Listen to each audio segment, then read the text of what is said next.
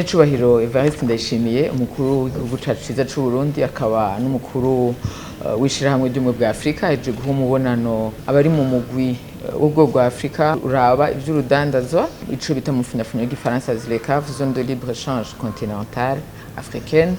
Abo rero harimwo wahoze ari umukuru w'igihugu ca Niger Mahamadou Issoufou asanzwe ari umuhizi ku rwego rwa Afrika bijanye n'ivyo vy'urudandazwa guhanahana ibidandazwa muri Afrika. Harimo kandi na Wamukele Mene umunyamabanga mukuru w'ubwo rwego ruraba ivy'urudandazwa muri Afrika no guhanahana ibidandazwa.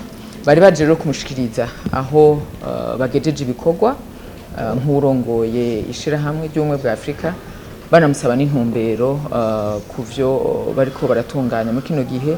Bamushikirije rero ibitari bike mu bijanye no guteza imbere urudandazwa mu bihugu bitandukanye muri Afrika no guhanahana ibidandazwa hagati y'ibihugu vya Afrika.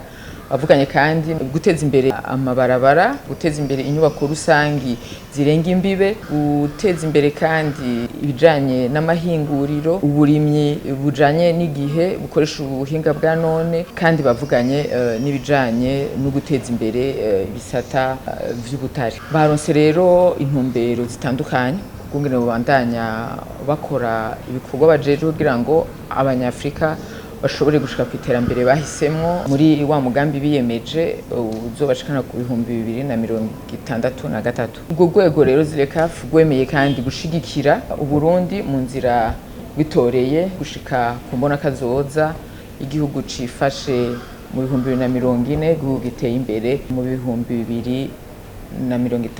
N'icubahiro umukuru w'igihugu cacu ciza c'u Burundi yaronse akaryo ko kubaha intumbero no kubaha impanuro zotuma bashobora gushika kwihangiro Afrika yihaye, kandi yanashimye ko bemeye kuzoshigikira Uburundi mu iterambere isonzwe imbona kazoza y'igihugu cacu.